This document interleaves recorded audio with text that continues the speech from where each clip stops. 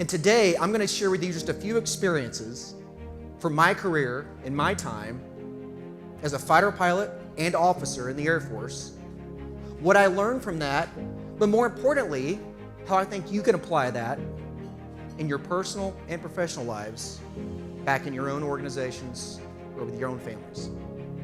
Now, you see, the problem when we get into situations like that, not here, but in your lives as well, what do we typically do in those high-stress situations? We typically get tunnel vision, don't we? We start to focus on that one or two things that we think are the most important or we think is going to get us out of that situation. But the problem is that's typically not the right answer, because we need to think rationally. We need to think logically. We need to be calm and cool under those situations so we can take in the battle space and make the right decision. Situational awareness is often cited in the self-defense industry. And it's just that, right? The awareness of everything going on around you. Awareness of all those external factors that affect your current situation at that moment.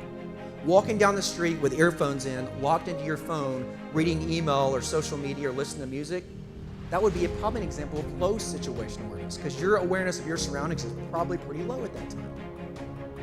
You see, when I first jumped in this airplane and started up, I didn't know exactly where to look, what this sound was, how to do this, or what. Yes, I'd read about it, but I hadn't experienced it, right? I didn't know how the airplane's supposed to feel when I did this. I didn't know what to do when the other airplane did this.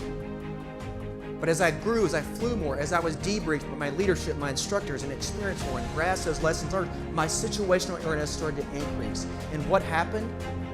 You start to predict what's going to happen next. That's what situational awareness does. It gives you that keen awareness of everything around you, but more importantly, a good idea of what's about to happen, how things are going to play out. That leaders of high-performing teams are always looking out to put the interest of their people above their own. They're always willing to put their neck on the line for their people, despite the repercussions you have, or you may experience, or the negativity you may take as a leader. Because he has to go up, he has to defend that action as well to higher ups as well. Why we went over our flying for this reason.